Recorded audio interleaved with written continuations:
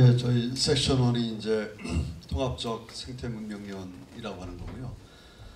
저는 그냥 황망스럽게 사회를 맡게 된 연세대학교 사회학과의 김한배입니다. 제가 나름대로 이제 강의도 수년째 하고 있고 또 나름 또 말도 뭐 잘 합니다. 그런데 이제 이 생태 얘기만 나오면 갑자기 말이 용어도 잘 생각이 안 나고 뭐 더듬고 그렇거든요. 그 이유가 어디 있나 생각해 보면 굉장히 너무나 오랫동안 썼던 단어인데 아마 내 몸에 아직도 뭔가 이렇게 체감되지 않은 부분이 있어서 그렇지 않은가. 뭐 이런 또 생각들을 하게 됩니다. 오늘 특히 이제 저희한테 내려준 그 제목 자체가 이제 통합적 생태 문명이라고 하는 굉장히 거창하면서도 좀 이렇게 아직까지 실체가 불분명한 이제 그런 용어여서 저희들이 이 주제를 받고도 뭔가 통합적 생태 문명론이라고 하는 게 필요한 거는 같고 앞으로 우리가 지향해야 될 것 같은데 이 실체가 과연 뭐고 어떠한 방식으로 이걸 나갈 수 있을까? 그래서 우리가 무슨 이 자리에서 해답을 내놓기보다는 질문을 던지고 또 플로어에 계신 여러 선생님들하고 또 자유스러운 토의 그리고 앞으로 계속해서 이 문제를 같이 한번 고민해보자. 뭐 이런 자리로서 의미를 가져볼까 합니다. 오늘 네 분 선생님 모셨는데요. 제 옆에 그 임미정 교수님, 지금 한세대학교 피아노과 교수로 계시고 평소에 음악을 통해서 평화와 생태옹호, 공동체 교육을 실질적인 현장에서 또 하시고 뭐 이랬습니다. 하나를 위한 음악재단 이사장이고요. 현재 지구화 포럼의 생명문화 소사이어티를 이끌고 계십니다. 제 옆에 박수 한번 크게 쳐주시죠.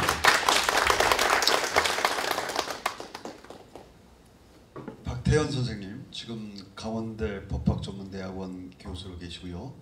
환경운동연합 환경법률센터 부소장을 맡고 계십니다.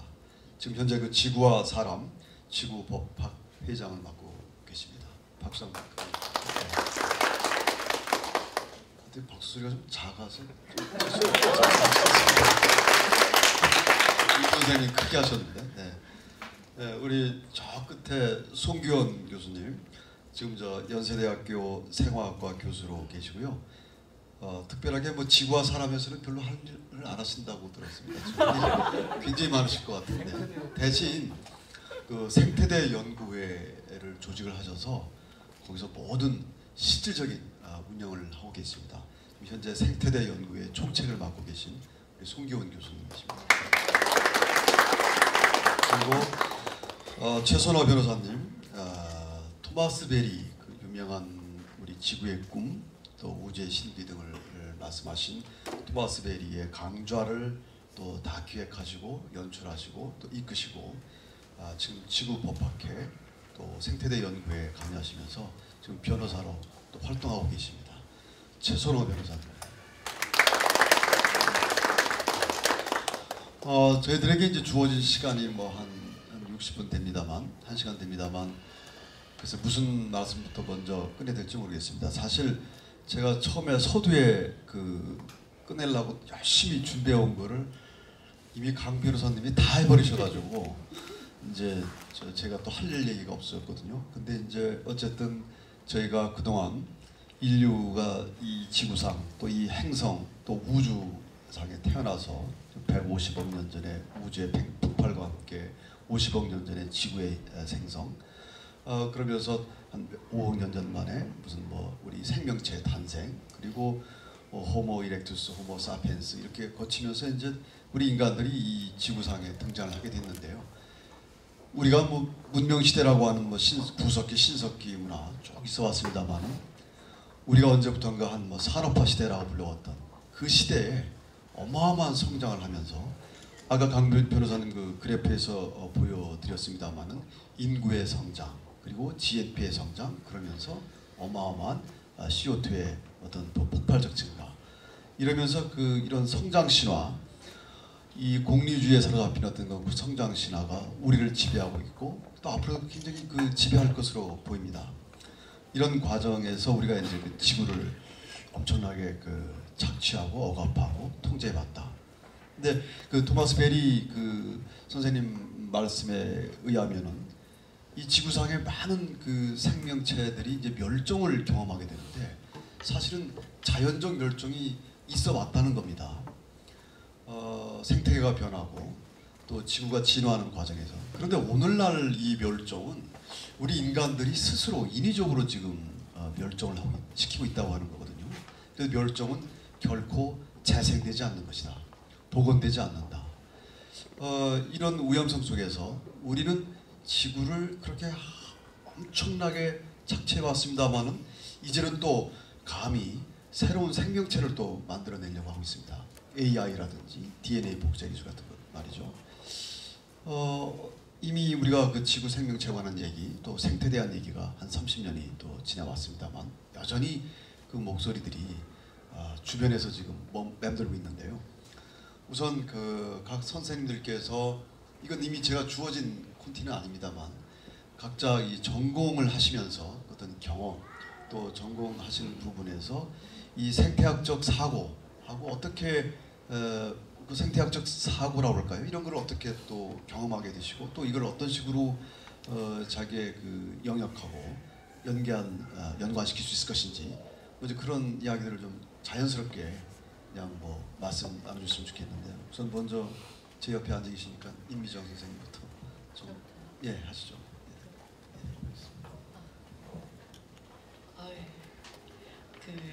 저희가 이렇게 역할을 맡으면 항상 저희한테 이게 애정이 있는 주제라 편할 것 같은데 항상 역할을 맡으면 언어로 옮기는 과정에서 힘들다는 걸 공통적으로 느끼는 게 그동안의 경험이었던 것 같습니다. 제 개인적으로는 그 음악가이기 때문에 대부분 다른 음악 이외의 사회과학 쪽이나 인문과학 쪽에 음악을 안 하시는 분들은 음악은 그래도 조금 더 생태 문명이나 이런 그 감성적인 거나 그런 거를 가지고 있다고 조금 거기서 예술에서 답을 찾으려고 하는 그런 것들이 우리가 무의식적으로 그냥 개념적으로 이야기를 하시는 것 같은데 저는 음악의 실기 부분을 계속 하면서 그 내용은 그렇지언정 저희가 살아오는 삶의 방식이 전혀 그렇지 않다는 거를 느낀 거예요. 왜 그러냐면은 입시 제도를 통과해야 되기 때문에 연습의 노예 같은 그런 청소년기를 보낼 수밖에 없고 또 자기가 연주자로 서기 위해서는 이런 상업주의에서 마련된 사회 시스템 안에서 경쟁을 통해 이겨야만이 자기가 그 예술가로 포커스를 받기 때문에 음악의 본성 자체는 어떤 생태적인 아이디어, 이데올로지를 포함하고 있더라도 저희의 삶은 여타 다른 과학 분야에 있는 혹은 기술 분야에 있는 모든 사람들이 느끼는 어떤 괴리감, 분리 그런 걸 똑같이 느끼고 있다는 거를 항상 가졌거든요. 근데 제가 토마스 베리 우리가 이제 그 토마스 베리 신부님의 책을 읽으면서 많은 분들이 굉장히 이거 키가 되는 첫 번째 무엇을 받았다는 제 경우는 그랬는데 그 이유 중에 하나는 굉장히 통합적인 이슈를 언어로 굉장히 잘 담았던 것에 제가 영향을 굉장히 좋았던 것 같아요. 그래서 뭔가 내 삶과 밀착된 무엇을 발견하고자 하는 그런 거에서 우리 지구와사람 보험에도 참여하게 됐고 그래서 이제 다른 분야들도 이렇게 알아가는 경험이 있었거든요. 그래서 아까 맨 처음에 우리 영상 그 얼음 위에서 이제 피아노를 치는 그래서 그런 것을 보면은 굉장히 명상적이고 우리 근원적인 거를 생각하게 만들기 때문에 대부분의 여러분이나 저도 각 생활에 바쁘다가 그 영상을 보면은 굉장히 좋은데 그러면은 이것을 우리 삶에 어떤 식으로 이 사회에서 우리 문명이 어떻게 적용을 하고 이 감흥을 녹여내 가지고 삶에 적용할 것이냐라는 문제를 하다 보면 매일 저런 것만 듣고 있으면은 안 되더라고요. 완전히 다른 에너지 같아요.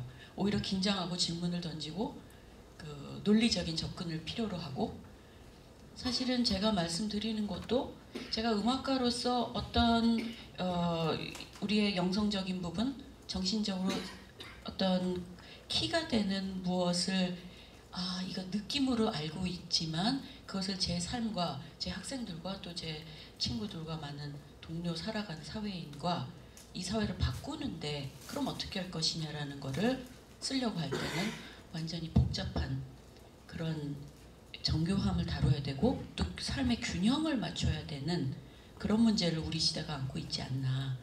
그래서 계속 이제 그냥 제가 느낀 걸 얘기하고 있습니다만 제 개인적으로는 문화라는 것이 그런 언어가 표현하지 않는 우리 내면의 어떤 지점을 건드리기 때문에 그 키를 가지고 좀 더 사회의 다양한 영역으로 녹여내는 거. 그래서 음악의 형태 혹은 무슨 페스티벌의 형태, 그다음에 음악회의 주제 같은 걸로 어떤 홍보나 교육의 역할을 저희가 적극적으로 할 수 있지 않을까.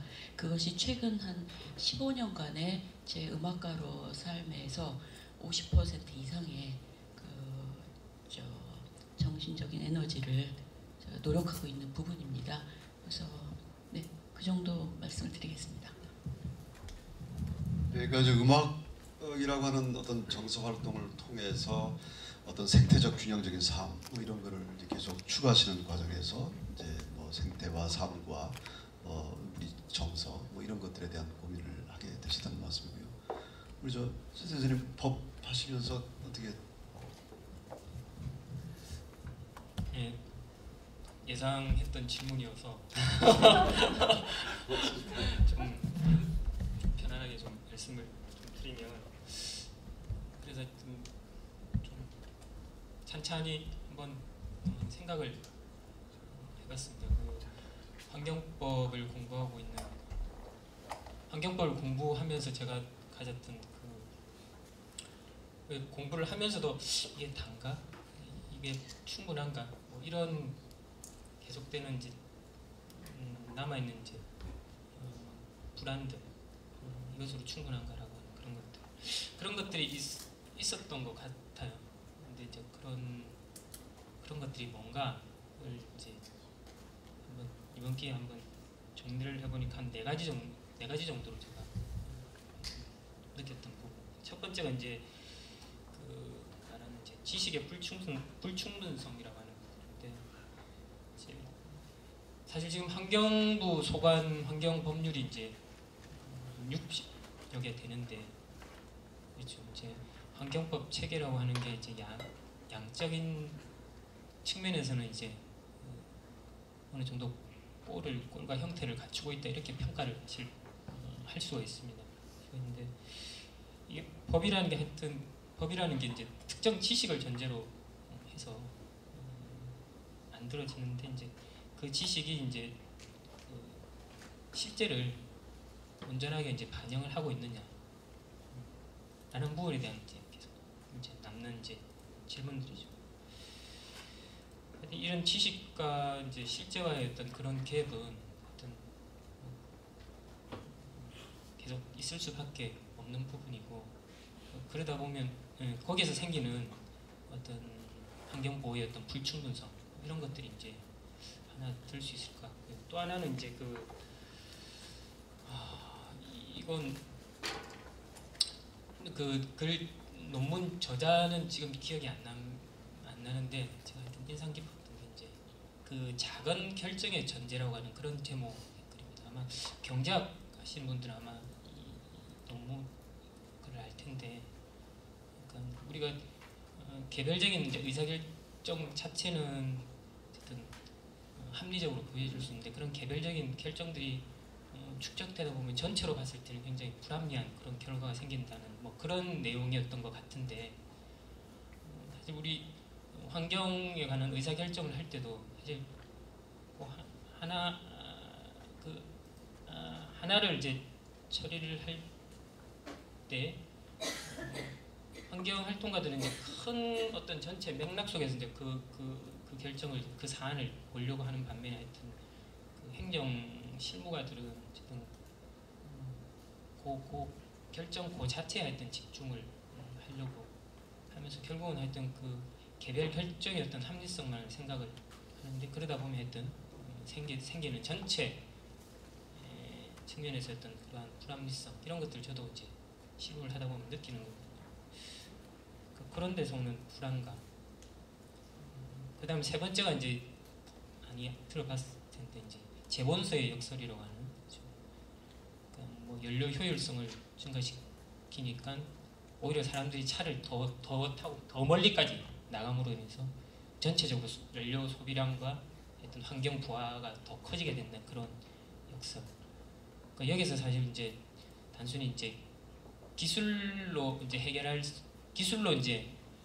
수 있는 부분이 이제 제한적이라는 거죠.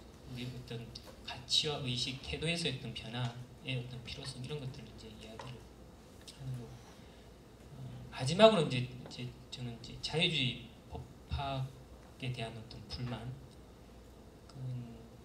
기본적으로 이제 자유주의 법학이라는 것은 이제 개발과 환경의 가치 이런 것들은 하여튼 동등한 가치이고 서열을 매길 수 없다라는 그런 거.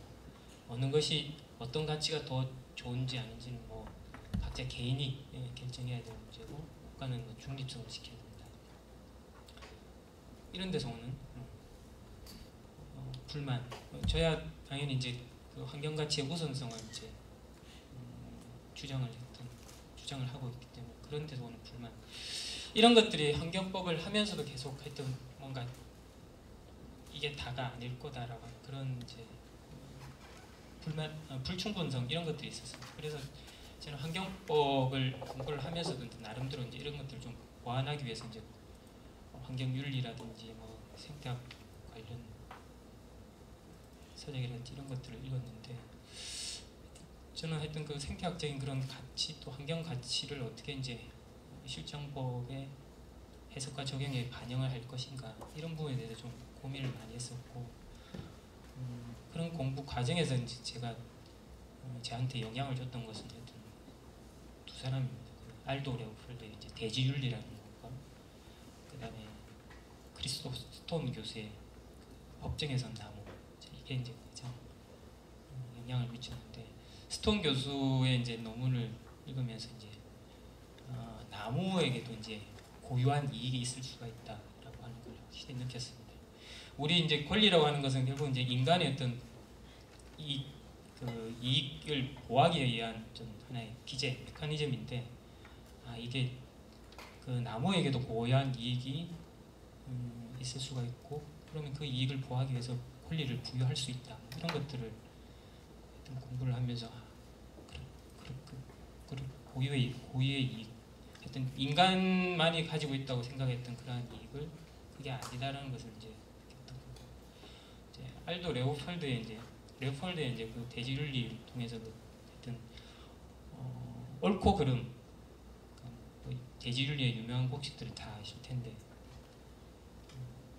대지 공동체, 그러니까 인간을 포함한 어떤 미생물까지 포함한 어떤 그런 것들을 대지 공동체라고 구성을 하면서 그 대지 공동체의 그 통합성이라든지 안정성, 그다음에 아름다움, 이걸 지키고 증진하는 그런 행위는 올바르고, 그 반대의 경향이라면 그런 행동이다. 그래서 이제 저는 이제 법을 아는 사람이니까 이제 뭔가 인간 행위의 판단 기준 이런 것들을 늘 생각을 하는 거고, 이제 그런 판단 기준으로서 그 어떤 생태학의 그런 원리들이 반영된 그러한 판단 기준을 레오폴드를 통해서 이제 확인을 하면서 되게 많은 영향을 받았는데, 그렇지만 하여튼 그게 이제 실제 이제 이걸 이제 제 실무에서 어떻게 반영할 것인가 이런 부분은 여전히 하여튼 제가 계속해야 되는 그런 과정입니다. 그러면서 이제 지구법을 알게 됐고, 좀 더 사실 그 지구법의 그 초석을 다진 사람은 제공한 사람은 이제 토마스 벨인데, 토마스 벨의 이제 그 지구법 담론에 이제 나중에 알게 됐습니다만 레오폴드하고 이제 스톤 교수의 이런 것들도 많이 영향을 미쳤다고. 그런 거 보면 이제 이런 토마스 벨이가 제기했던 그런 지구법 담론, 그 위에 이제 계속 조금씩 발전되는 지구법학, 이런 것들이 하여튼 뭔가 하여튼 제가 기존 환경법을 공부하면서 생각했던 불충분성을 이런 것들이 하여튼 이런 통합적인 관점에서 이제 제공하는 이런 생각들이 뭔가 하여튼 제 시야를 확장시켜 주면서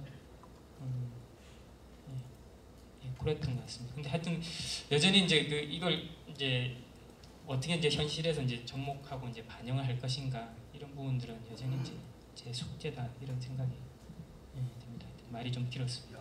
뭐 길으셔도 좋습니다. 일단 저희 어차피 우리 시간이 좀 남아 있으니까 앞으로도 길게 해주십시오. 사실 뭐 제가 이렇게 드릴 말씀이 없는데 선생님 이따가 그 두 번째 라운드에서는 그러면 지구법의 현재와 통합 가능성 뭐 이런 과제에 대해서 조금 더 설명을 좀 해주시면 고맙겠습니다. 그럼 우리 그 생화학을 전공하시면서 뭐 여러 가지 그 의미심장한 또 책도 내시고 또 생명의 신비와 함께 이거를 앞으로 어떤 식으로 우리가 보존해야 될 것인가 이런 데들 고민해 오신 우리 손기원 교수님께서 한번 좀 자신의 경험과 또 앞으로 뭐 이런 생태 관련된 이야기 좀 부탁드리겠습니다. 제가 별로 할 얘기가 없어서 이렇게 멀리 앉았거든요, 사회자한테. 그래서 순서대로 시키겠지 그러면 끝에쯤 가면 조금만 얘기해도 되지 않을까. 그래서 그랬더니 반전으로 순서를 뒤집고 저를 먼저 그렇게 얘기를 하라고 그러시는데, 여기 제목이 통합적 생태 문명론인데 저 잘 무슨 얘기인지 잘 모르겠어요. 그리고 통합이라는 게 굉장히 이제 단어로서 한국에서 많이 소비가 되고 있지만 굉장히 저 자신의 얘기를 이제 하라고 그러시는 것 같은데 제가 굉장히 분열된 상태에 있거든요. 그래서 통합이라는 얘기가 나오면은 별로 이렇게 마음이 편안하지가 않아요. 왜 분열이 돼 있냐면 제가 아까 강 변호사님도 중간에 말씀할 때 보여주신 그런 과학의 걸 제가 공부를 했는데, 저는 여기 학교 다닐 때 제 친구인 김수영 선생도 있지만 학교 다닐 때 아무 생각이 없는 학생이었어요. 그래서 그냥 열심히 공부를 했어요. 시키는 대로. 아무 생각이 없이 공부를 하다가 되게 재밌었어요, 공부가. 그래서 아무 생각 없이 공부를 하다가 이제 점점 공부를 하다 보니까 제가 이제 시키는 공부를 하는 게 아니라 제가 주체로 공부를 해야 되는 시점에 이르게 됐고, 그러면서 과학이라는 거를 공부를 하면서 굉장히 즐거웠어야 되는데 제가 주인이 돼서 공부를 하기 시작하면서부터 제가 느꼈던 건 굉장히 극심한 분열이에요. 그러니까 제가 하는 일이 두 가지인데 하나는 그 공부를 하는 일이고 또 한 가지는 학생을 가르치는 일이에요. 근데 우리가 어렸을 때부터 지행이 합일이 돼야 된다고 항상 배웠잖아요. 근데 이 지행이 합일이 안 되는 삶을 계속 요구를 받는 그런 상황으로 지금 20년이 흘렀어요. 그래서 저는 제가 왜 자유롭지 못한가에 대해서 여러 번 생각을 했어요. 그래서 사실은 밖에 나무가 되게 좋아 보이는데 제가 부러운 이유는 제 자가 영향이 되거든요. 거기 서 있으면 그냥 살 수 있잖아요. 근데 저는 자가 영향이 안 되잖아요. 물론 여러분도 다 안 되죠. 우리가 다 자가 영향이 안 돼서 근본적으로 느끼는 비애가 있는 것 같아요. 자유롭지가 못하고, 그래서 여러 가지 제한이 있고 이 제한 속에서, 그러니까 제가 학자로서 느꼈던 그런 이제 고민들은 뭐냐면, 일단 과학은 실험 학문이기 때문에 자본이 항상 필요한 거죠. 그러니까 쉽게 얘기하면 어떤 연구비가 있어야 되는 거죠. 그냥 실험을 하는데 그냥 머리가 좋은 철학하는이나 수학하는 사람들은 머리로 앉아서 생각을 하면 되지만, 과학은 근대에서는 실험 학문이었기 때문에 계속 실험을 해야 되는데 거기서 이 연구비를 어떤 명목으로 이걸 가지고 올 것인가, 그게 다 어떻게 보면 이 굉장히 첨단의 문명에 내가 아주 적극적으로 동참하겠다라는 고백을 계속 하면서 아니면 거짓말을 하면서 이걸 가지고 와야 되는 거고, 그다음에 학생을 가리키는 과정에서도 저는 얘네들이 정말 사유를 하고 질문을 던지는 사람으로 키우고 싶은 마음이 있지만 실제 얘네들이 사회에서 요구받는 학생으로 키우기 위해서는 그런 마음은 적고 빨리 훈련을 잘 시켜서 빨리 이 세상에 나가서 쓸모있는 사람이 돼가지고 자가 영향을 하지 못하는 우리가 삶을 영위할 수 있도록 만들어야 되는 그런 분리. 그런 와중에 이렇게 분리가 있어서 굉장히 불편하게 이 작업을 수행하는 와중에 이제 이 제가 공부하는 학문 자체가 발전하는 방향이 근본적으로 저한테 내가 이걸 뭘 공부하는 거지라는 질문을 던지겠어요. 제가 유전학을 공부를 했습니다. 그러니까 유전학이라는 게 이제 우리가 생명의 정보가 어떻게 전달되는가를 공부를 하는 건데 그 과정에서 이제 생명의 정보들이 알려지면서 이 정보들에 대해서 인간이 많이 알면 알수록 그 인간이 욕망하는 것이 굉장히 커지면서 이 추세에서 내가 그 사이언스를 계속 하는 것이 옳으냐 이런 생각도 들기 시작을 했고 굉장히 분리되어 있는 상태지만 또 저는 그 자가 영향이 안 되기 때문에 또 그 다음날 아침에 그리고 또 저한테 아주 소소하게 매일매일 일상에 책임감이 있잖아요. 저한테 맡겨진 학생들을 어쨌거나 나의 가치관 때문에 그 학생들을 안 가르칠 수도 없는 거고 그래서 이런 일상에서 제가 또 제가 맡은 일을 수행을 하면서 거기서 느껴오는 괴리감, 통합되지 않는 사고, 그런 사고를 계속 지속하는 데서 오는 불안함, 그런 것들이 계속 저랑 지금도 제가 공부하는 생명과학이 가장 근본적인 아까 얘기했던 그 4가지 강 변호사님이 처음에 얘기했던 것 중에서 우리는 누군가? 생명이 뭔가? 이런 근본적인 질문을 계속 던지게 하기 때문에 저는 사실 오늘 통합적인 생태 문명론에서 어떤 얘기를 제가 할 수 있을까 굉장히 의심스럽고 사실은 제가 생각하는 거는 그냥 우리가 나 혼자 분리되어 있다는 게 아니라 이런 시스템상에서 우리가 살아갈 때 느끼는 그런 자기 자신의 분리돼서 느끼는 불안감들을 저 말고도 다 가지고 계실 거라고 생각이 들어요. 왜냐하면 우리가 다 자가 영향이 안 되기 때문에 그래서 이런 분리들을 서로 가지고 있다는 것을 그냥 나누는 것 자체가 어떤 약간의 위안이 되지 않을까 그런 마음으로 그냥 이 자리에 왔습니다. 예, 우리가 아마 통합의 그 키 요소 중에 하나가 바로 이 통합 그 자체, 그러니까 유기체성일 것 같아요. 그러니까 이 분리된 것, 혹은 분절된 것들을 전체 이 우주 생명의 질서 속에 어떻게 그물망처럼 잘 이렇게 이어가느냐.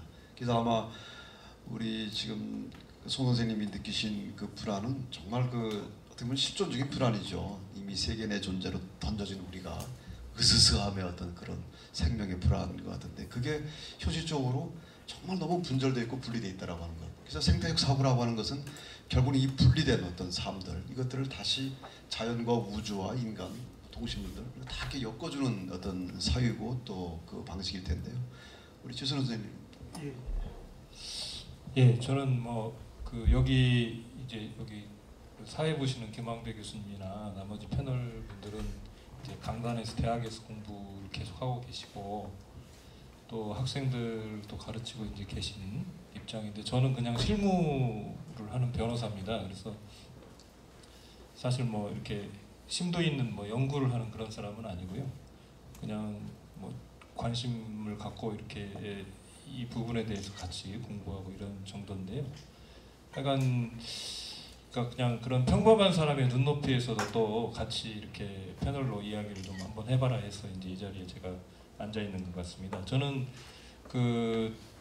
1990년대 초중반쯤에는 이제 그때는 그 공무원 생활을 하고 있었는데 그때 좀 환경법에 대해서 조금 관심이 있었어요. 그래서 같이 조금 잠깐 이렇게 공부를 해봤는데 그때만 해도 이제 주로 소송이 많이 되는 게 이제 공해 소송, 대부분 민사법상의 손해배상 소송 형태 것들이 있었고 그리고 행정법상의 어떤 그 환경법 관련된 것들은 조금 지루했어요 저는. 그래서 그러다가 이제 98년도에 변호사 개업을 한 이후로 그냥 이제 환경운동단체 조금 지역에 있는 환경운동단체에서 같이 좀 관여하면서 이제 공부하다가 1998년도에 생명대학원이 이제 개원이 되면서 거기 들어가서 이제 본격적으로 조금 한 2년 정도 공부했습니다. 그래서 그때 주로 이제 그 생태, 생명 이런 쪽에 이제 관심을 갖고 이렇게 조금씩 책도 보고 하면서 이제 좀 조금씩 이제 그 이런 문제들에 대해서 관심을 조금씩 갖게 됐는데요. 사실은 이제 현실 어떤 우리가 어떤 이제 문제 해결한다든지 이 부딪혔을 때 가장 중요한 문제는 현실 인식인 것 같은데 과연 우리가 지금 우리가 처해 있는 현실을 제대로 인식하고 있는가? 우리가 기존에 갖고 있었던 세계관을 가지고서 우리 지금 현실을 제대로 볼 수가 있는가 하는 그런 의문이 좀 있습니다. 사실 아까 그 송기영 교수님께서 분열에 대해서 말씀하셨는데 근대성에 입각한 지금 세상의 문제점은 좀 굉장히 인간 중심적인 자폐증상이 있고 자폐증상 때문에 어떤 분열이 일어나는 것 같아요. 그래서 아까 우리가 포럼 시작할 때 그 뉴스 환경 관련된 뉴스들이 조금 있었는데 그 내용을 보면 다 어떤 거냐면 자연에서 어떤 일이 벌어져서 인간이 피해를 보게 됐다 이 이야기예요. 전부 인간적인 관점에서 보도가 되지 그러니까 인간한테 그런 그 피해가 올 정도면 이미 저쪽에 있었던 우리가 타자로서 분리해 놓은 저쪽 자연 세계에서는 완전히 망가질 대로 망가져 있다는 그 현실을 우리가 보고 있느냐. 그래서 그것이 주는 어떤 우리한테 장래에 가져올 그런 그 영향에 대해서 우리가 공포심을 느끼는가. 보면 아까 강 변호사님 처음 시작할 때 그 그래프를 보여줬지만 그 그래프가 많이 올라갔네 이러지. 저게 나한테 어떤 영향을 미치고 있고 지금 세계를 어느 정도 망가뜨리고 있는가 하는 것이 우리한테 지금 다가오는가. 그거를 생각할 때 그것은 우리가 갖고 있는 관점이 그러니까 이 자리에 모여서 우리가 같이 이야기를 하고 있지만 우리는 얼마나 그러면 관점을 바꿔서 통합적으로 자연세계와 속에 있는 인간으로서 그렇게 통합적인 시각으로 그 문제를 받는가 하는 거하고 굉장히 관계가 있을 것 같아요. 저도 사실은 현실감이 좀 없거든요. 이렇게 이야기하고 있는 저도. 그러니까 그냥 지금 우리는 그냥 잘 살 수 있을 것 같아요. 그러니까 테크놀로지로 해결할 수 있다는 이야기가 나오는 거죠. 이미 그걸 다 보면 테크놀로지로 해결할 수 있다는 이야기를 할 수가 없을 거예요. 그러니까 물론 테크놀로지의 도움을 받아서 해결해야 되는 건 맞습니다. 근데 우리의 생활 태도를 바꾸지 않고 또 이렇게 그걸 바꿔나갈 수 있다고 생각하는 것 자체가 넌센스라는 걸 우리는 못 느끼고 있다. 이것이 더 큰 문제라는 생각이 들고요. 그러니까 이런 문제들에 대해서 제가 아까 생명대학원에 공부했던 말씀을 드렸는데, 그러니까 처음에 이제 들어가서 공부할 때 거기에서 이제 그 인간의 시기 문제하고 관련돼서 처음에 생명대학원이라는 게 생긴 계기 중에 하나가 이제 황우석 사태였어요. 그래서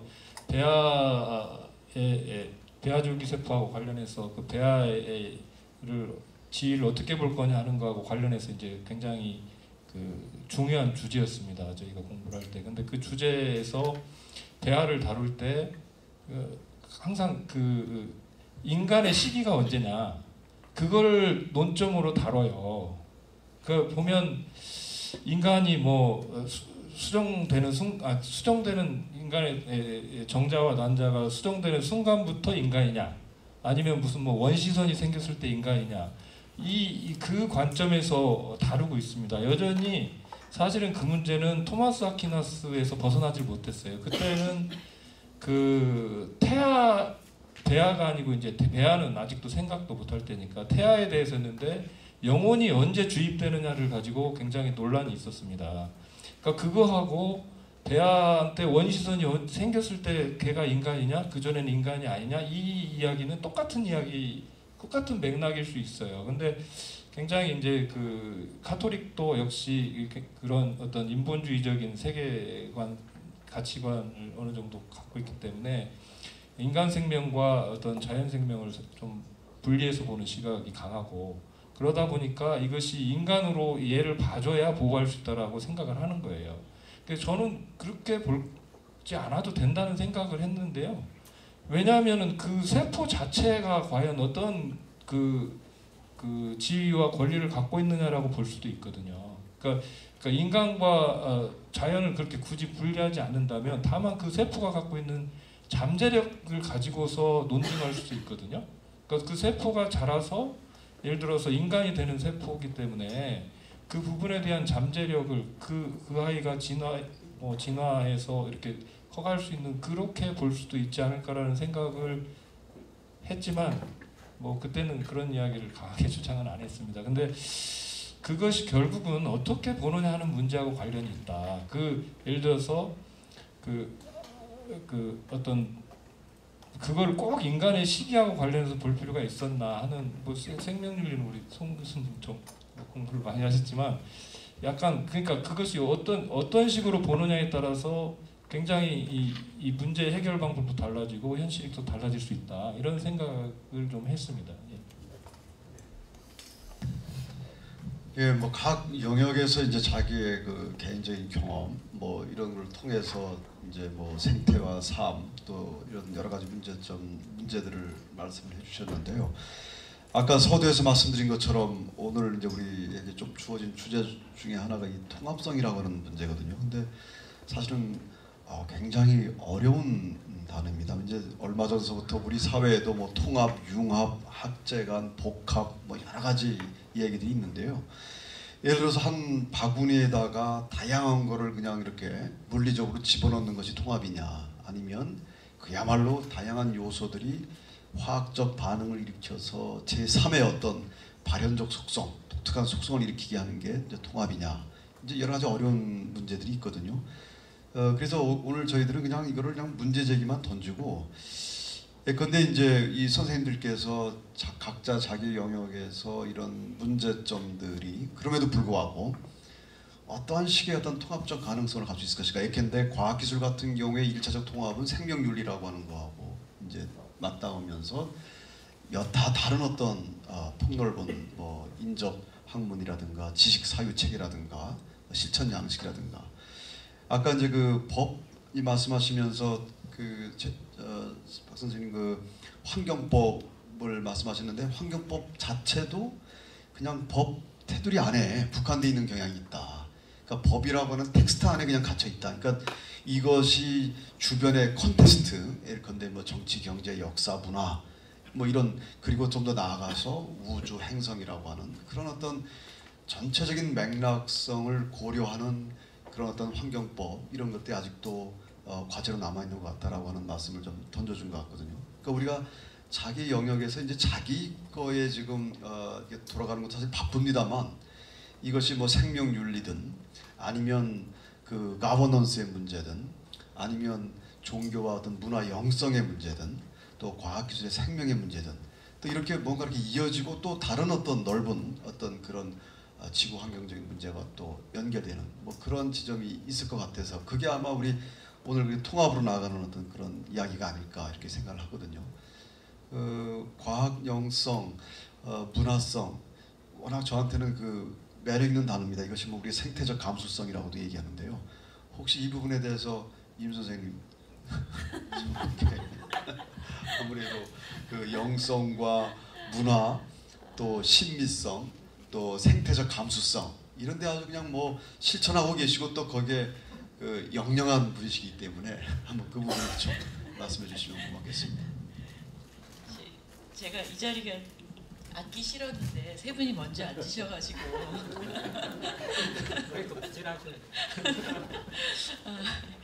아유,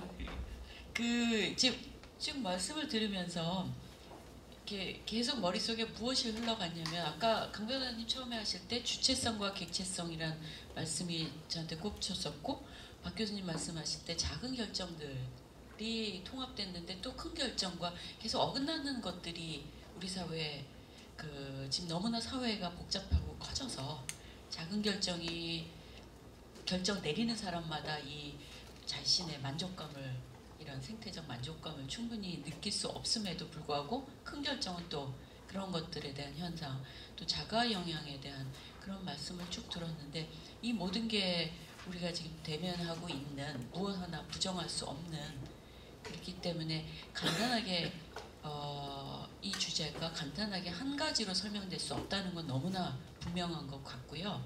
그래서 제가 그 생각이 떠올랐어요. 제 경험을 말씀드리자면 저는 피아니스트니까 작곡가가 일단 어떤 작품을 써놓는단 말이에요. 그게 여러분 베이토벤의 뭐 어떤 것들이 써져 있는 거를 제가 그분은 이제 머리에서 분명히 어떤 거를 디자인하고 건축물처럼 써놨단 말이에요.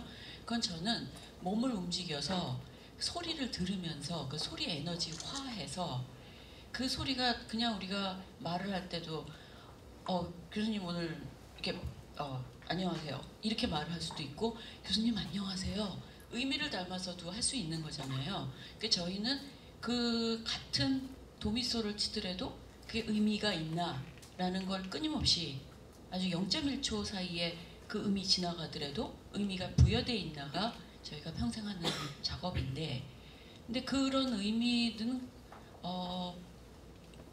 에너지랑 연결돼 있는 것 같기도 하고 어찌 됐든 저희가 그 곡 한 곡을 연주할 때 제 머릿속에는 처음에 어렸을 때는 이걸 느껴야지 그렇게 시작을 해요. 그래서 17, 18세 사춘기 때는 감수성이 굉장히 크기 때문에 그 느낌이 너무 강렬해서 그것만 해도 충분한 거예요. 좋은 음악 같아요. 근데 나이가 들면서는 거기에 쌓여있던 문화적 요소, 리듬, 그다음에 톤, 내 육체의 한계, 그다음에 바로 치는 현장에서의 피아노의 상태, 그다음에 오늘 그러니까 저희가 어떤 공간에 가면 제일 먼저 하는 게 이게 그 손뼉을 쳐보고 잔향이 얼마가 되는지, 그거에 따라 페달을 얼마나 쓰고, 그래서 무수히 많은 것들을 그 0.1초 사이에 계속 흘러가는데 조정을 해서 절대 제가 연주할 때는 저 스스로는 만족감을 느끼는 상태가 되면 안 되는 거예요. 가끔 학생들은 만족감을 느껴서 혼자 이렇게 뿅 가가지고 연주를 하는데 거기에 대해서는 이제 초등학생이라면 오케이지만 대학생쯤 되면 거기에 대해 제가 굉장히 뭐라고 하거든요. 그래서 여러분이 그것을 들을 때의 그 느낌과 그걸 실행하는 사람의 입장은 너무나 다른 거거든요. 그래서 실행하는 사람은 아마도 좌뇌와 우뇌가 진짜 빠르게 모든 걸 조정해 가면서 가거든요. 그래야만이 좋은 음악을 이렇게 나오는 건데, 지금 우리가 생태 문명으로서의 정말 확고한 답을 우리가 누구나 알 수 있을 정도의 무엇이 이룩될 때까지 지금은 그런 변화의 시기로 우리가 모든 거를 다 없애고 시작할 수는 없잖아요. 지금 이 건물 들어올 때 업사이클링이란 말이 굉장히 들어왔었는데 지금 있던 걸 가지고 아름답게 다시 변환하는 작업처럼 지금 우리 시대가 놓인 것이 지금 모든 분야에서 이제 법에서 어느 분야에서나 저 또한 제가 음악을 가르치고 싶지만 아까 송 교수님 말씀하신 것처럼 학교가 요즘 대학들이 학생 수가 주니까 음대는 다 이제 쓸모없는 거라고 없애는 그런 움직임이 있기 때문에 저희의 쓸모 용도를 계속 증명해야 되고 그다음에 예산을 따야 되고, 그래서 교수 연한이 길어질수록 저희 7, 80%의 머리는 음악과 먼 행정 체계로 그래야만이 그 미래 세대가 어떤 플랫폼이 생기는, 그래서 끊임없이 딜레마에 있는, 하지만 그런 지금의 상황이 제가 미친 듯이 떨림을 막 그 두려움에 쌓여 있으면서도 미친 듯이 균형을 잡으려고 하는 연주 상태, 그런 거를 상기시켰습니다. 그래서 네, 그게 떠올랐어요. 그러면 개인이 뿅 간다라고 하는 거는 예. 그러니까 객체에 대한 그 교감 없이는 의미가 없다. 그거 이상으로 진화를 해야겠죠. 아까 그 맨 처음에 동영상이 나왔을 때 그거 자체는 우리에게 영감을 주고 어떤 지점을, 근원적이면서도 어떤 미래에 대한 지점을 딱 상기시켜 주잖아요. 근데 그거 자체만으로는 아무것도 할 수가 없잖아요. 맨날 그 영감만 받고 내가 아무것도 안 하면 이 사회는 흘러가지 않을 거고 우리가 이 사회를 지금 포기할 수도 없는 그런 상황이기 때문에 어떤 그런 저는 그런 그거 차이를 많이 느끼거든요. 성우성의 문제. 네, 주체이자 객체인 그리고 또 하나 주체로서는 대부분 두 가지가 있을 텐데 내가 느껴서 그리고 내가 가려고 생태 문명 통합적으로 하려고 하는 개인의 의지가 주체로서 있을 것이고 또 하나는 그 지점을 알기 때문에 내가 내 자리에서 직업이 무엇이든 간에 최대한 여기 모인 분들처럼 노력을 하는 어떤 주체로서의 두 가지가 있을 것이고 객체는 아마도 이 과정이 얼마나 통합적으로 어려운 것인가 이해를 하면은 조금 나을 것 같아요. 제가 견뎌낼 수가 있을 것 같은 거예요. 이게 이렇게 복잡한 거구나. 오케이, 감당을 해야 되겠구나. 내가 여기에서 이 복잡함을 내가 감당을 안 한다면 항상 괴로울 것 같거든요. 그래서 그 조금 더 이게 진화적으로 복잡한 단계에 있다는 거를 이해를 한다면 네. 사실 선생님께서 지금 뭐 어떻게 보면 상호 주체성 개념인 거라고 저는 이해를 합니다. 왜냐하면 우리가 너무 이제 주체와 객체가 이제 분리됐다, 혹은 그러면서 하나의 주체가 객체를 뭐 지배하고 때로는 파괴하고 억압하고 또 모든 것을 자기 자신의 어떤 이해관계로 주체화시키는 뭐 이런 문제가 오늘날 생태 문제의 가장 큰 문제가 아닐까 이렇게 생각하거든요. 그래서 주체와 객체, 그러니까 나 아닌 타자, 다시 말하면 우주와 지구와 환경과 다른 동식물들, 그리고 나 아닌 타자 인간들하고 어떻게 교감하느냐, 이게 저는 이제 생태학적 교감의 가장 근본 과정이라고 보고요. 이런 생태학적 교감을 갖기 위해서 사실은 우리가 어떤 인문학적 감수성 혹은 뭐 종교적 어떤 영성의 문제, 이런 게 굉장히 중요하다고 봅니다. 그런 면에서 지금 선생님이 현장에서 하고 계신 어떤 학생들과의 음악을 통한 뭐 이런 거 굉장히 중요하다고 보는데, 오늘날 또 다시 뭐 대학의 재정 문제니 뭐 이런 걸 해가지고 역시 그 자체를 또 좀 이렇게 드라이하게 만들고 있다, 뭐 그런 이제 걱정 같으셔서 사실은 저는 이 문제를 또 고민을 하게 됩니다. 근데 이제 과학기술, 특히 이 실중주의 과학이라고 하는 것이 철저하게 주체와 객체를 분리시키는 거거든요. 그래서 옛날에 고대인들은 오히려 자기 창조 신화를 통해서 어떤 우주의 어떤 원리, 또 행성의 원리, 그리고 나 아닌 타자의 어떤 영성을 감지하고 자신과 그 교감을 했다고 하는데, 오히려 이런 과학의 시대, 실증주의 시대 때 철저하게 주체와 객체를 분리시켜서 객체를 하나의 연구 대상으로 만드는 뭐 그런 부분에서 이제 오늘날 많은 심각한 문제가 발생했다고 봅니다. 근데 이제 아까 그 선생님이 그 과학 기술에 대해서 우리가 굉장히 좀 부정적으로 또 말씀하셨고, 그 하나의 모델 중에 하나가 새로운 과학을 통해서 이 과학이 낳은 문제를 어떻게 해결할 수 없는가. 이를테면 바그너의 그 파르지팔 그 오페라에 보면 상처를 내는 손이 곧 상처를 아물게 하는 손이다라는 말이 있거든요. 그러니까 과학 기술이 상처를 냈으니 다시 과학 기술을 통해서 이 상처를 아물게 할 수는 없을까. 또 그런 부분도 없지 않아 있는 것 같습니다. 예를 들어서 지금 원자 에너지 발전 뭐 이런 거를 갖다가 다시 대체 에너지로 우리가 만드는데 다시 옛날처럼 촛불 켜고 살 수는 없으니 뭐 풍력 에너지나 수력 에너지의 다른 그런 과학 기술을 발전시켜서 뭐 문제 해결도 될 수 있지 않을까. 뭐 여러 가지 이제 그런 얘기들도 있는 것 같은데요. 우리 그 선생님 마이크 잡으셨습니다만 과학기술 얘기라서 우리 송 선생님 선생님 누구 선생님은 이따가 제가 지구법과 가버넌스 문제를 좀 여쭈려고 지금 남겨놓고 있고요. 우리 송 교수님이 그동안 생명과학에서 생화학 하시면서 그런 유전자공학의 아주 그 대표지신데 아까 굉장히 회의가 많이 드신다고 했지만 또 뭐 이런 가능성 혹시 뭐 그런 것들에 대해서 좀 한 말씀 해주셨습니다.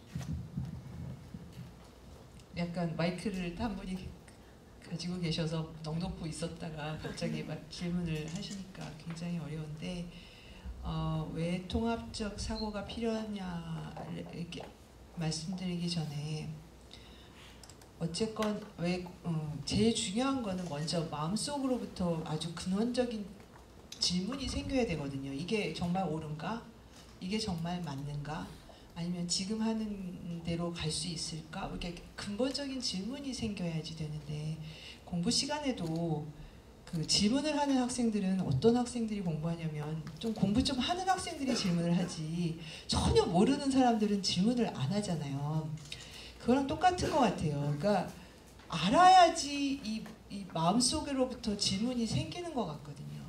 그런데 안다는 게 되게 힘든 과정인 것 같아요. 그래서 그 저희가 사실은 왜 통합적 사고를 해야 되는가는 근대에서 이제 근대 모든 학문이 발달하고 과학이 아주 급속도로 발달을 하면서 이게 극도로 전문화되면서 우리가 어떻게 보면 굉장히 많은 지식이 축적된 것 같은데 이 지식이 다 벽으로 나눠져 있어서 그 지식으로부터 질문이 나오지 않는 게 이제 문제인 것 같아요. 지식 안에서 조그만한 질문들은 나오지만 이 지식 전체를 알아야지 어떤 질문이 나올 수가 있는데 지식이 너무 파편화돼 있어서 근본적인 질문을 같이 던질 수가 없는 상황이 이제 우리가 지금 직면하고 있는 상황인 것 같거든요.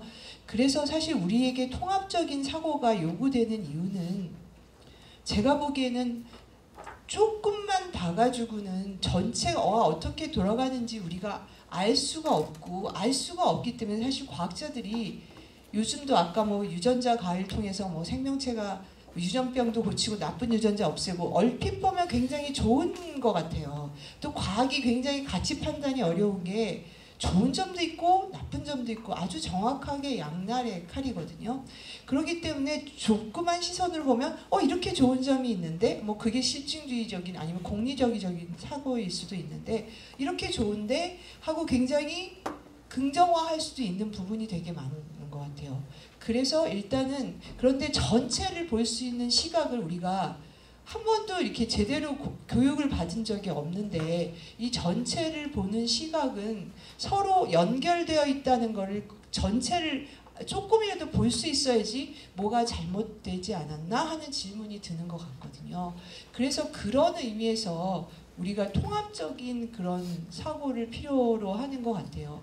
과학이 이거는 이제 제가 원래 약간 패시미스트입니다. 그래서 그런지 모르겠지만 과학이 해결해 줄 수 있는 부분이 있어요. 그리고 사실은 이 근대적 사고 때문에 이제 저도 여기 나와서 이렇게 얘기도 할 수 있게 된 거죠. 옛날엔 사람도 아니었잖아요. 여자가 무슨 사람입니까? 그래가지고 이렇게 근대적 사고에서 비롯되어 이거를 극복하기 위해서 이제 우리가 좋은 점이 굉장히 많거든요. 근데 그거를 되게 파편적으로 보면 굉장히 좋은 점들이 문제를 해결하는 것처럼 보일 수도 있어요. 근데 이제 이게 정말 전체를 보지 않으면 우리가 정말 마음속 깊이에 있는 문제를 던질 수가 없다는 거죠. 제가 톡을 준비하다가 어제 이 톡이 아니라 이제 다른 이건 아무 준비 없이 온 거고 다른 거를 이제 발표를 이렇게 준비하다가 이제 재밌는 만화를 하나 이렇게 집어넣는데 그게 뭐냐면 이제 그 요새 풍력 발전한다고 왜 발전기 이렇게 돌리잖아요. 그걸 막 돌아가고 있는데 그게 멈춘 거예요. 그랬더니 옆에 있는 친구가 내가 이럴 줄 알고 팬을 준비했지 그러면서 커다란 선풍기를 그 앞에다가 막 돌려놓는 거예요. 그러니까 다시 돌아가잖아요. 그러니까 그런 것 같아요. 과학기술이 이 멈춘 것처럼 보이는 이 풍력 발전기를 이 팬이라는 다른 과학기술을 통해서 잠깐 돌릴 수 있는 것처럼 보일 수 있는 것 같아요. 그런 부분이 되게 많고 그래서 사실은 그런 부분 때문에 우리가 통합적인 전체의 모습을 보는 게 굉장히 제한적인 것 같고 또 요즘 과학을 우리가 공부하는 과정에서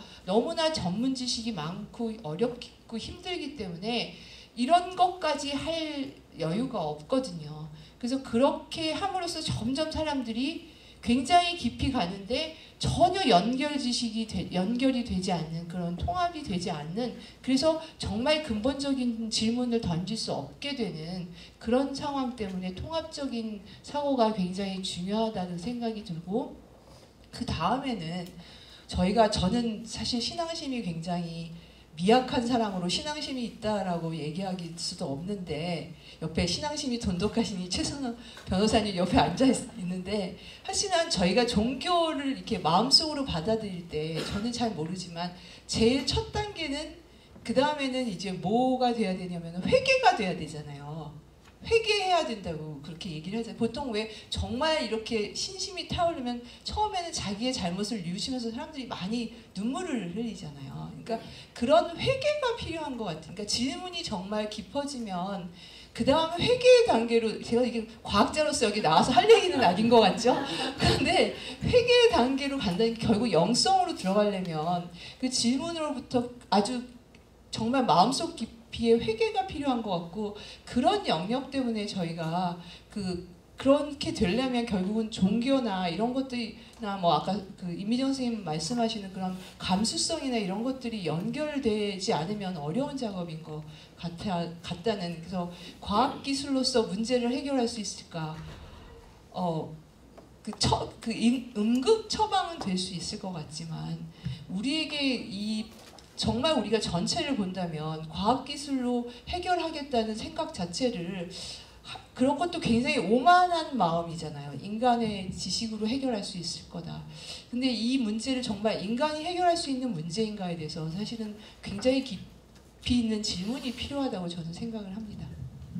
그러니까 과학기술의 비극이 사실은 원래 우리 영성과의 결별 때문에 생겨났다고도 그러거든요. 그래서 사실은 두 영역이 상반된 영역이 아님에도 불구하고 사실은 오늘날 우리가 지나치게 분리시킴으로 인해서 과학기술 존립 자체의 불안전성, 여기 우리가 지금 많은 상처를 당하고 있다, 뭐 이런 말씀인 것 같습니다. 근데 어쨌든 선생님 먼저 아까 마이크 잠시만요. 마이크를 잡게 건네 받았습니다. 좀 구체적으로 잡으셨다고 말씀해 주셔도 좋을 것 같습니다. 우리 사실 지구법이라고 하는 이제 어떻게 보면 저희들한테는 다소 상수할 수 있지만 사실 전 세계적인 이슈가 좀 되고 있고요. 아까 말씀드린 대로 이 주체, 그러니까 X라고 하는 주체가 Y라고 하는 대상한테 O라는 내용을 우리가 얘기할 때 법적 권리에서 기본적으로 그 주체, 지구 혹은 이 다른 생명체를 하나의 권리 주체로 인정해 준다라고 하는 것은 굉장히 아주 혁신적인 생각인 것 같습니다. 근데 이제 두 분 선생님께서 혹시 그 지구법과 혹은 뭐 윤리 말씀 드렸고요. 최근에 이제 거버넌스 말씀이 있어서 이제 그 문제에 대해서 좀 한 말씀 주셨으면 좋겠습니다. 주체 객체 문제는 하여튼 특히 법학에서 특히 지구 법학에서 많이 강조하는 건데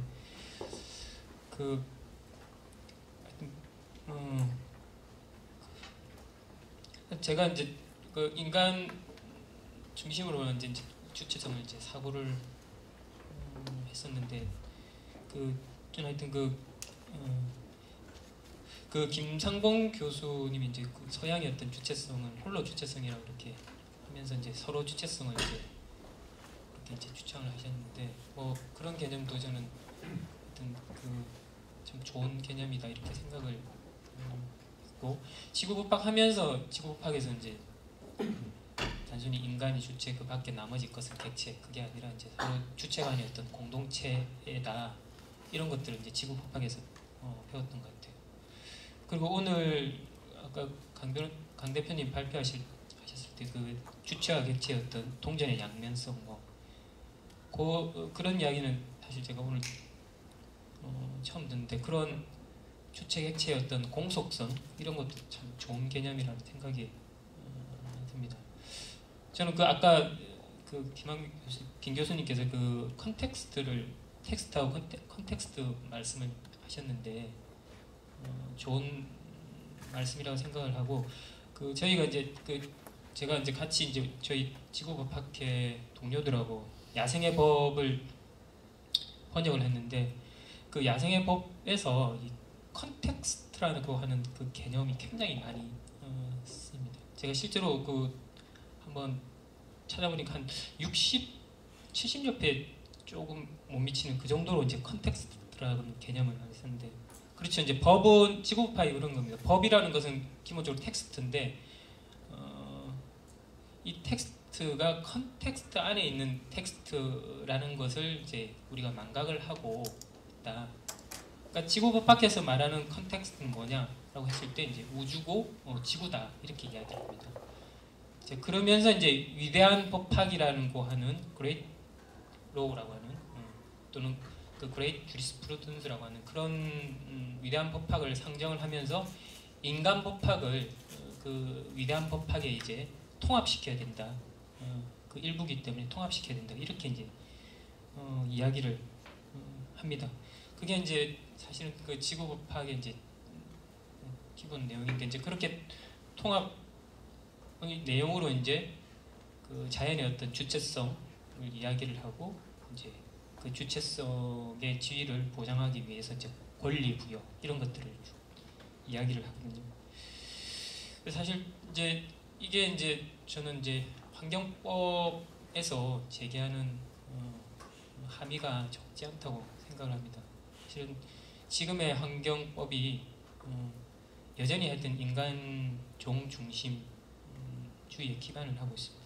환경을 보존한다는 것은 하여튼 인간의 건강하고 쾌적한 삶, 우리의 생산 기반인 자연의 어떤 자연의 생산 기반으로서의 자연의 보호, 뭐 이런 것들을 이야기를 하거든요. 결국은 인간의 어떤 이익이 주인 거고 자연은 여전히 하여튼 도구적 가치로서의 유용성만을 이제 인정하는 전제에서 하여튼 환경법이 이제 여전히 하여튼 그 기반이 그러하기 때문에 이걸 이제 이런 데서 조금 이제 벗어날 수 있는 그런 어떤 좀 거창한 말로 하여튼 패러다임의 전환 뭐 이런 것들을 이제 이 지구법학에서 이야기를 하는 건데 이제 뭐 자연의 내재적 가치를 인정하고 그 고유한 이익들 인정하는 거죠.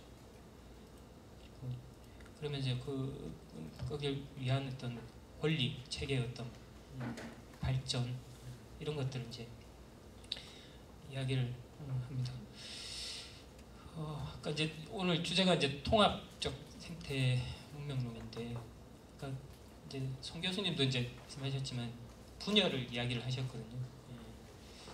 그래서 통합을 이야기를 하면 당연히 그 이제 대립 개념으로 이제 분열을 이야기를 할 텐데, 저는 이제 이 분열과 통합을 이제 세 가지 차원에서 한번 이제 생각을 한번 해봤습니다. 첫 번째는 이제 개인 차원이겠죠. 제 개인 차원으로 봤을 때는 크게 이제 제가 이 분열과 통합이라는 주제가 걸리는 부분이 하나는 이제 제 개인적인 라이프 스타일, 삶의 양식하고 이 환경 가치와의 어떤 그런 분열. 그러니까 제가 생각하고 추구하는 그런 가치가 제 삶의 양식에 이제 온전히 이제 반영되지 못하는 데서 오는 그런 분열, 불편 이런 것들이 있을 것 같고요. 이거는 여전히 하여튼 계속 숙제입니다.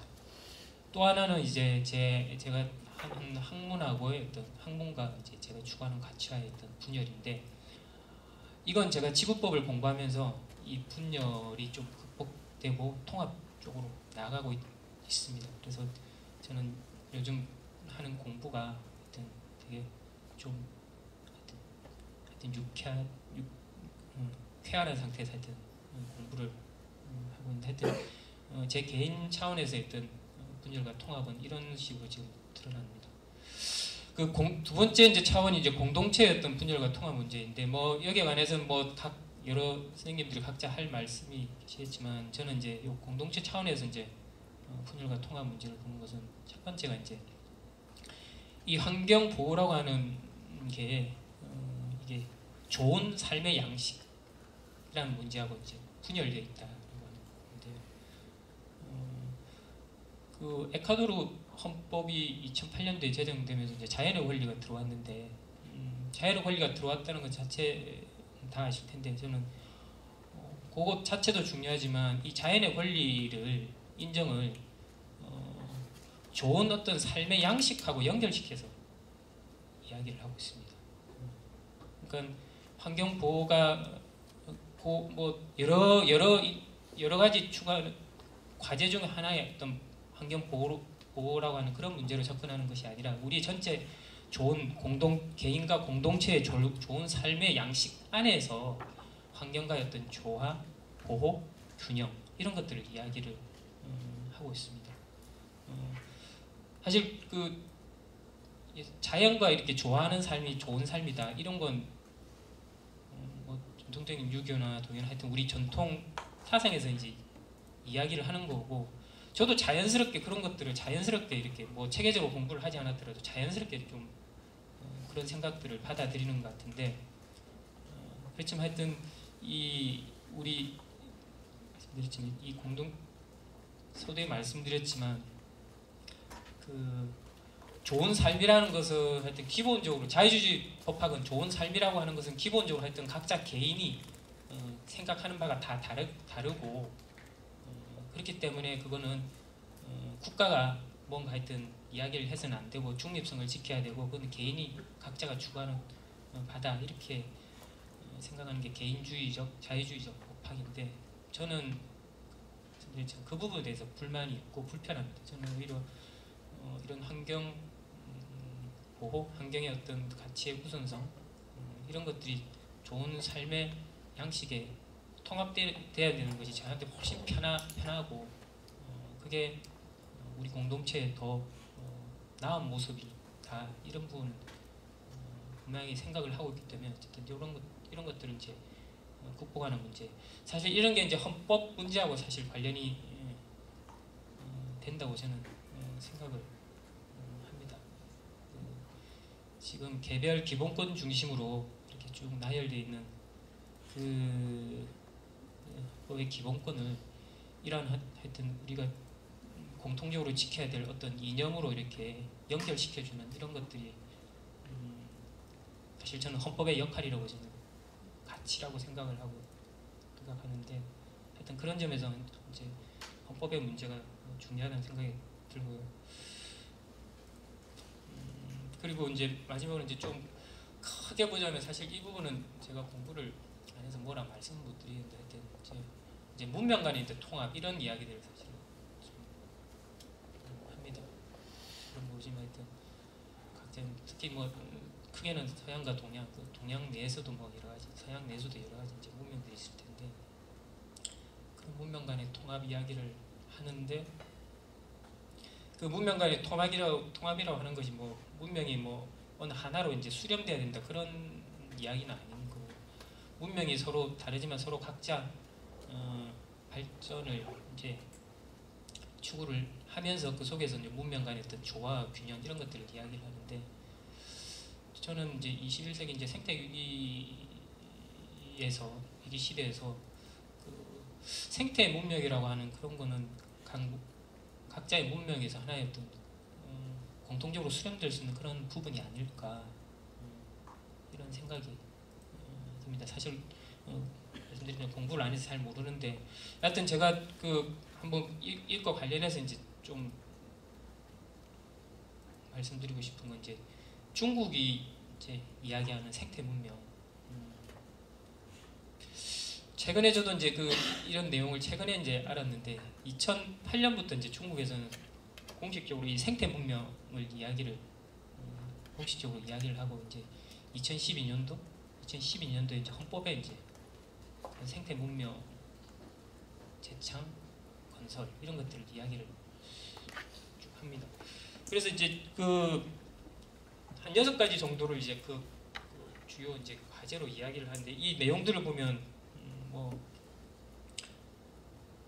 하여튼 마지막이 6가지 중에 마지막에 이제 산과 물, 숲과 그리고 농장이 생명 공동체임을 인식한다 이런 내용들이 있습니다. 이런 내용들이 있고 생태 문명을 이제 그렇게 정의를 합니다.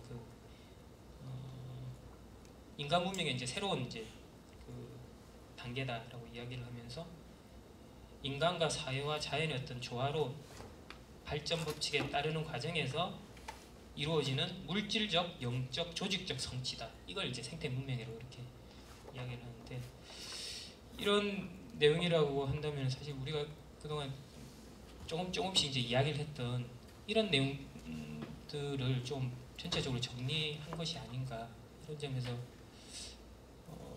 좀 중국의 생태 문명론을 공부할 가치가 있겠다 이런 생각이 들고요. 또 하나는 이게 어떻게 해서 중국이 이제 이런 이야기를 했을까? 사실 저는 잘 모르지만 이제 중국의 수천 년의 어떤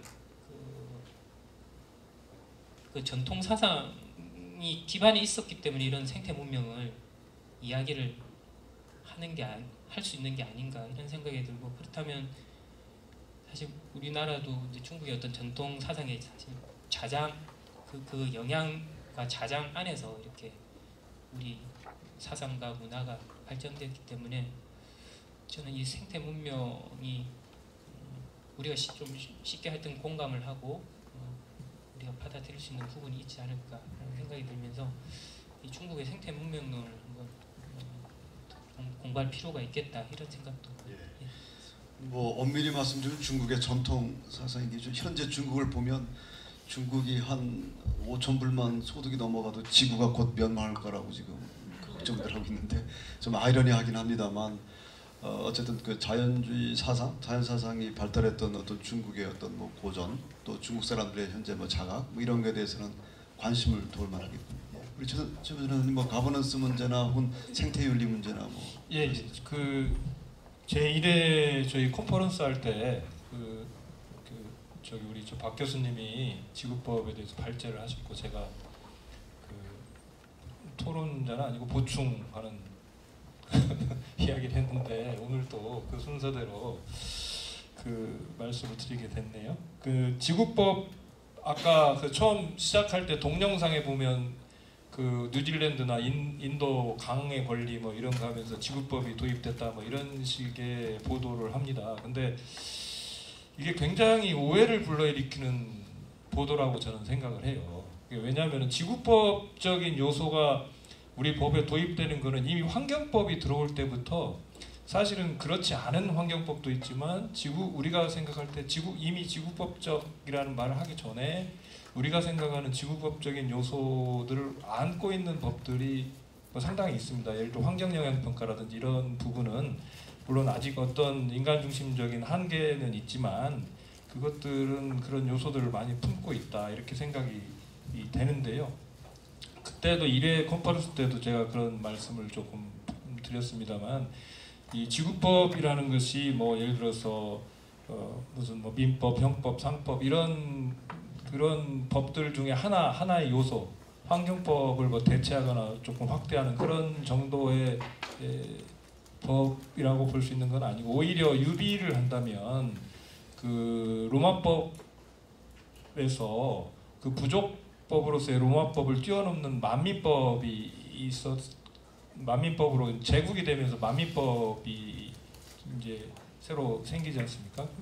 그런 예를 들어서 말하자면 그 아까 주체객체 이야기가 나왔지만 어떤 지금 우리가 그냥 자연 세계라고 이렇게 분리해 놓은 어떤 대상들이 이제 주체로 편입되면서 마치 로마 시대에 그 야만인들이 이제 권리를 갖는 주체로서 또는 뭐 어떤 그러니까 이렇게 편입이 되면서 어떤 교역의 대상이 되고 이러면서 만민법이 생기고 이제 그런 과정을 겪는 것처럼 그리고 그 원리로서 어떤 자연법의 원리가 들어오는 것처럼 그런 식의 어떤 개념으로 봐야지 지구법이라는 것을 어떤 하나의 뭐 개별법 이렇게 생각하는 것은 조금 옳지 않다. 예를 들어서 지구법이라는 것이 지금 헌법에서 뭐 그 개념을 도입하자는 논의가 되고 있지만 거기에서 그칠 것이 아니고 민법, 형법 뭐 이런 데도 그 요소들이 다 들어가야 되는 그런 법입니다. 그래서 그것을 지금 예를 들어서 우리가 주리스프루던스라고 할 때 그것은 하나의 법이라는 개념보다는 법학이라는 개념이 있고 그것은 일종의 자연법하고 환치할 수 있는 부분이지 예를 들어서 개별법은 아니다. 이렇게 좀 이해를 하실 수 있을 것 같고요. 제가 이제 어떻게 하다 보니까 유튜브에 많은 동영상들 강의들이 떠도는데 최근에 이제 건축법 관련된 건축학 관련된 거를 몇 개를 이렇게 봤어요. 근데 그 우리 거버넌스에 대한 이야기를 하는데 상당히 조금 시사적인 게 있어서 제가 이제 그 강의를 들으면서 좀 생각을 했는데 그 보통 처음에 그 라틴 쪽의 건축가들이 이제 그 가장 이상적인 건축 형태를 오두막 형태 또는 신전에서 다 이런 장식을 떼낸 구조만 남아 있는 골조.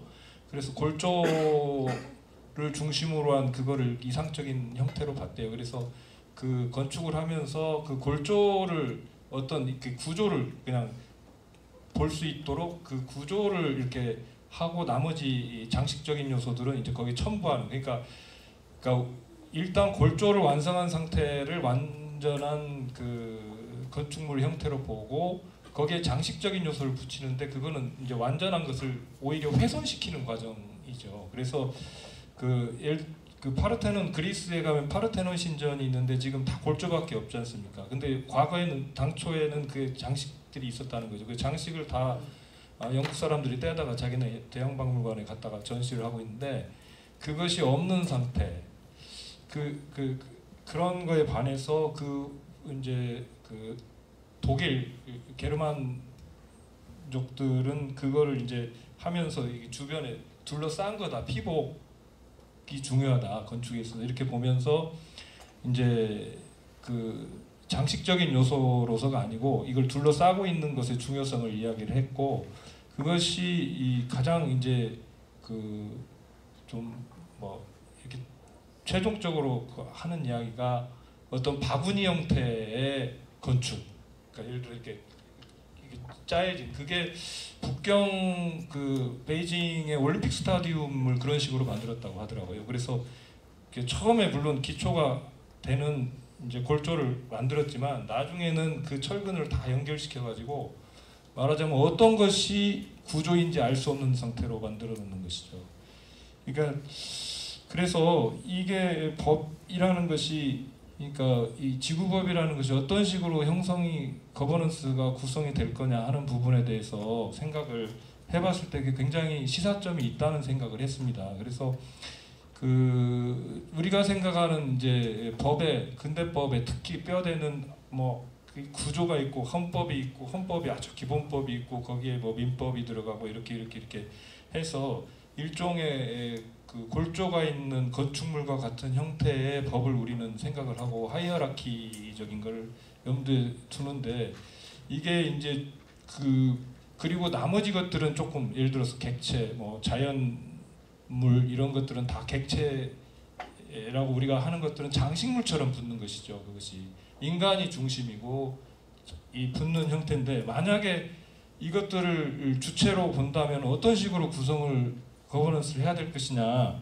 그 부분은 이제 우리가 홀라키에 대한 이야기를 합니다만 모자이크처럼 붙여나가는 수밖에 없을 것 같고요.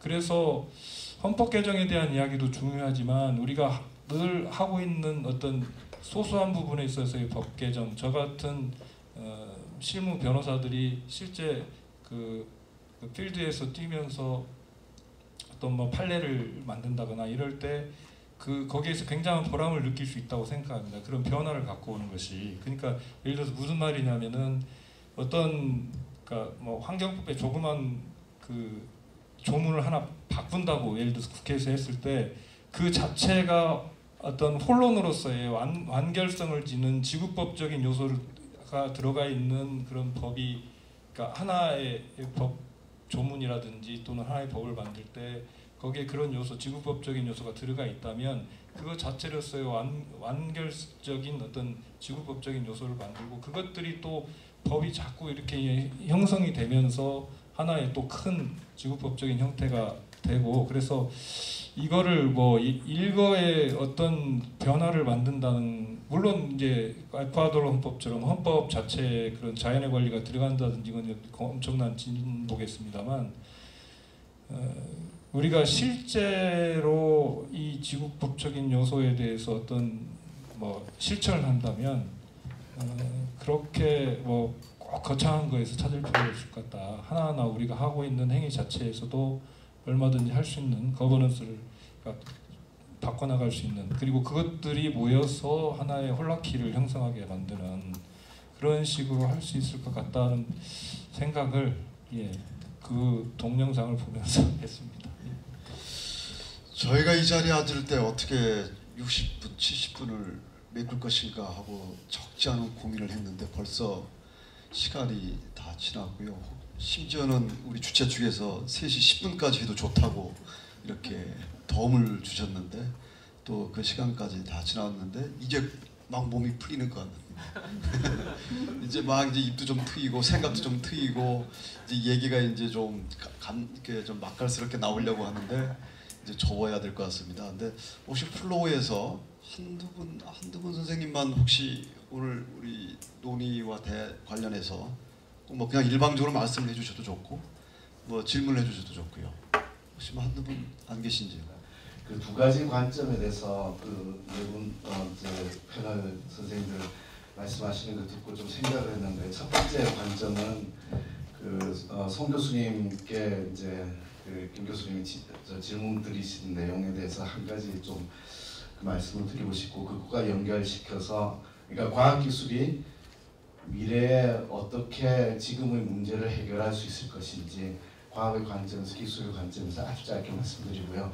그것과 이제 관련돼서 연결시켜서 주관과 객관이 어떻게 통합될 수 있을 것인지에 대해서 이제 나름 그냥 그 네 분 선생님 이미 말씀하신 거지만 그 생각을 해보니까요. 저도 이제 과학과 기술을 하는 사람 입장에서 첫 번째 현대 근대 이후에 가장 큰 문제가 이제 소위 리덕셔니즘이라고 해서 한원주의라고 하죠. 그리고 근대 이후에 과학이 발달하면서 전부 다 모든 것을 양화시켜서 메저러블 해야 되는데, 그것 때문에 일어난 현상이 제가 생각에는 인과성에 대한 굉장히 이제 소위 리니어한 인과적인 관계만을 보려고 하는 그런 경향성이 있는 것 같습니다. 다행히 지금 70년대, 60년대 이후에 이 생태론이 활발하게 등장을 하면서 과학의 패러다임도 바뀌는데, 저는 개인적으로 관심은 리니어한 코저리티가 아니라 어떻게 보면은 요즘은 복잡 이론도 나오고 굉장히 많은 이론들이 나오면서 단순하게 보지 말자. 각각 연결되어 있는 이제 우리 전체 주제는 통합은 커넥티비티, 연결성을 통해서 어떻게 하나로 모아질 수 있는지에 대한 그런 논의를 하는 가운데서 과학의 패러다임도 그렇게 바뀌고 있지 않을까라는 기대를 좀 가져봅니다. 그래서 좀 더 전체적인 관점에서 좀 거대 담론으로 이렇게 얘기를 하고자 하는 그런 현상이 있어서, 한편에서는 저희의 어떤 문화적이고 윤리적이고 이런 논의들과 과학 발전의 드라이한 과학 발전과 연결되는 지점이 있지 않을까라는 생각이 있고요. 두 번째, 주관과 객관의 관점에서 본다면은 사실은 두 가지 관점에서 가능할 것 같은데, 하나는 우리가 잘 알고 있는 공감이라고 하는 부분이 있을 것 같고요. 내가 주관이지만 대상에 대한 친절함과 배려 있음, 그리고 그 관점에 서서 바라보는 게 있는데, 그것보다 더 중요한 거는 생태주의자들이 계속 얘기하고 있는 게, 사실 성경에서 얘기해 요한복음에 뭐 포도나무와 가지 비유도 있고요. 그 다음에 불교에서 얘기하는 뭐 12연기사상도 있고요. 소위 이제 연이라고, 인과 연이 있는데, 연은 되게 간접적인 인과성을 얘기하고 전체 호흡 속에 파트가 어떻게 연결되어 있음을 우주적인 관점에서 이제 바라보려고 하는 게 있고요. 그 다음에 뭐 소위 이제 70년의 딥 이컬러지라는 그 생태학 쪽에서 좀 깊이 바라보자고 하는 그런 운동 속에서는 소위 이제 메타 피지컬한 홀리즘이라고 해서 이제 존재론적인 전일주의를 얘기를 하고 있죠. 거기에 가장 핵심적인 주제가 뭔가 하면 내가 전체에 어떤 관계성을 가지고 있느냐라고 하는 부분인 것 같습니다. 그래서 특히 이제 임 교수님 같은 경우에 음악을 하시면서 항상 영적으로 느끼고 그 감수성을 이제 갖고 있는 부분이 제가 생각하기에는 뭔지 모르지만 어떤 우주의 질서에 내가 어떻게 연결되어 있음, 그리고 이제 연주하는 자와 그 음악을 듣는 사람이 어떻게 연결되어 있음, 누가 주관이고 객관이 따로 떨어져 있는 게 아니라 주관과 객관은 서로 하나로서 연결되어 있음을 느낄 때 주관과 객관이 동시적인 감각이 있는 것 같아요. 이건 주관성, 이건 객관성이 아니라, 대상이 아니라 주관과 대상이 하나로 되어 있음에 대한 감수성을 음악을 통해서 느끼는 게 아닐까라고 생각이 들고 있습니다. 그래서 이제 뭐 아주 너무 길어졌는데요. 과학과 영성이 지금은 하나로 될 것 같고요. 그 통합되어 있는 방식으로 패러다임이 바뀌고 있는 과거 가운데 저희가 함께 여기서 공감을 하고 있다는 생각이 듭니다. 예, 감사합니다. 뭐 시간이 다 돼서 그냥 마무리를 지을까 하는데, 오늘 마무리의 멘트를 너무 잘해주셨어요. 사실 제가 할 말도 다 하셨어요. 사실 그래서 제가 드릴 말씀은 뭐 따로 없습니다. 근데 오늘 아까 말씀드린 대로 우리가 생태 문명, 생태적 감수성 이런 말씀을 많이 드립니다만, 나와 관계를 맺고 있는 어떤 지구, 행성, 또 동식물, 사실은 또 그뿐만 아니라 인간이라고 하는 거죠. 그래서 우리가 이 타자를 지배하는 것들, 그때 가부장성이라든가 억압성이라든가 또 불평등이라든가 또 제3세계에 대한 어떤 자원 착취라든가, 결국 이런 것들이 우리가 스스로 살고 있는 어떤 이 삶의 터전을 또 망가뜨리고 또 훼손을 시킨 것 같습니다.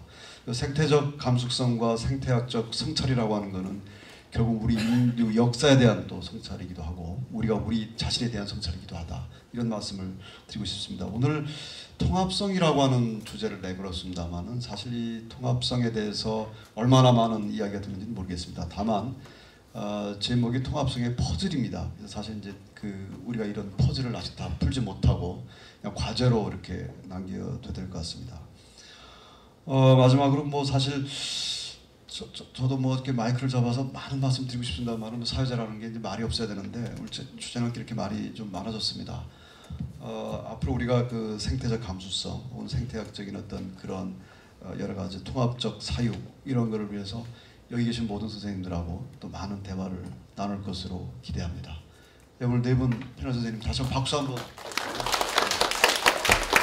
또 저에게도 큰 박수를 좀. 네, 감사합니다.